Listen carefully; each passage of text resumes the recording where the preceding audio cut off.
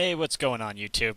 As you might have guessed, I'm a child of the 80s, which means that I grew up on TV, video games, Super Sugar cereal, and toys. Wait a minute, I'm sorry. Which means that I grew up on TV, video games, Super Sugar cereal, and badass motherfucking non-stop action having, parent torturing, getting taken away from at school having, gross out your sister happening, and always ready for the next adventure carrying toys. Yeah, that stuff. What child in the 80s and early 90s didn't love toys? And I don't mean just Transformers or Ninja Turtles. No. I mean all those rare gems that stood out of your toy box or closet. The outcast toys, so to speak. So here's my question. What happened to these obscure playthings? It seems to me that all that is left on the toy shelves these days are just G.I. Joes, Transformers, Lego, Hot Wheels, and the current anime or movie fad going on at the time. So I thought I might just sit down and list off my top 10 classic toys that desperately need to make a comeback. Number 10. Barnyard Commandos. Okay, picture this. A bunch of farm animals have just consumed leftover radioactive materials from an abandoned military experiment, thus mutating them into hyper-intelligent humanoid paramilitary troops.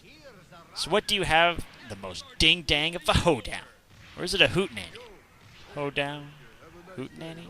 Hoedown! Hootenanny! Hoedown! Hootenanny! Hoedown! Anyways, Barnyard Commandos was produced by Playmates in 1989 and was chiefly about the war between the Rams and the Porks. Now you might just ask yourself, what makes this toyland so special? To be honest, just fucking look at them. They're farm animals with machine guns and rocket launchers, for crying out loud. I mean, when was the last time you went to Farmer Joe's barn and witnessed a full-scale war between lamb chops and pork chops? These need to make a comeback, if not for their sheer epicness, but for all those poor farmers' children who slave day in and day out shoveling manure, slopping the pigs. Wow, that sounded way less disgusting in my head than I thought. Number 9. Mad Balls. Okay, who didn't like grossing out girls when they were young? Let me see, anyone? Anyone? Exactly! And that's why Mad Balls need to make a return. Who doesn't remember the classic gang of Screamin' Mimi, Arg, Hornhead, Crackhead, Don't tell anybody I'll kill you! Dustbrain, Oculus Orbis, Skullface, my personal favorite Slobulus, and the ever-popular football Touchdown Terror. Created back in the 80s by Amtoy, these series of rubber toy balls were a huge hit with young boys. Not because they did anything special or made out of a priceless material. No, they were specifically created to cater to us young boys to gross out the girls for making us feel funny inside whenever they were near. And you know what? That to me is a great reason to bring back the Mad Balls.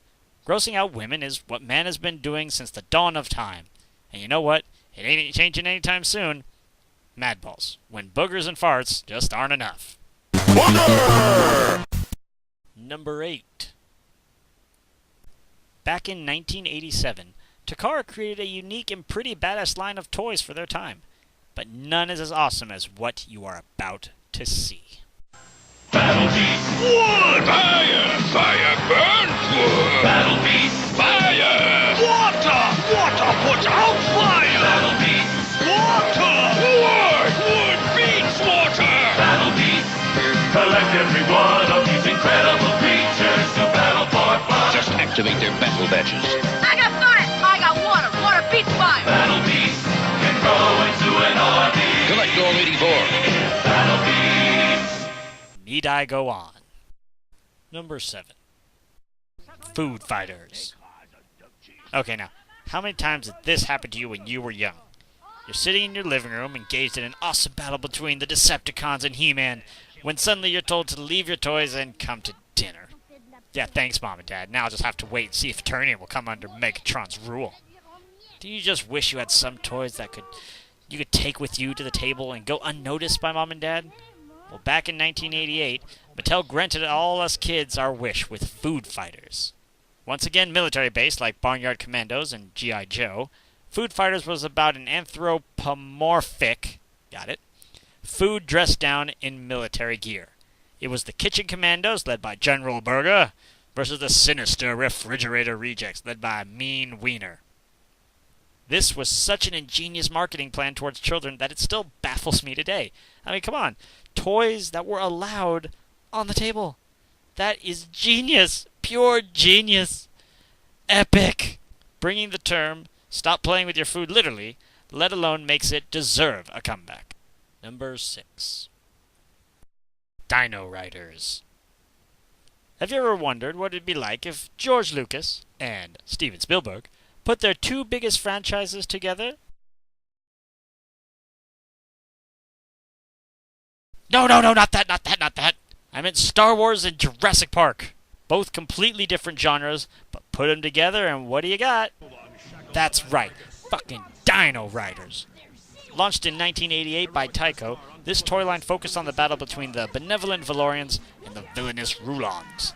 Barring a chapter from Transformers, these two races crash-landed on prehistoric Earth while battling it out in space.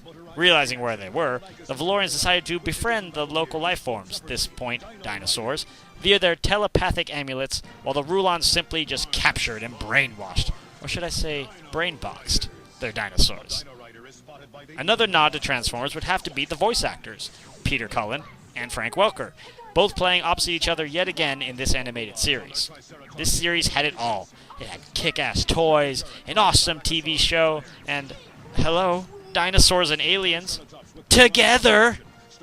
The really cool thing, though, is that this toy line has had a small comeback in the form of the dinosaur Imaginext toy line. I suggest that if you have any kids of your own, pick these up now, and I guarantee you that they will have just as much fun with them as we did with ours back in our childhood days. Now, if instead of mining equipment, they only had deadly lasers,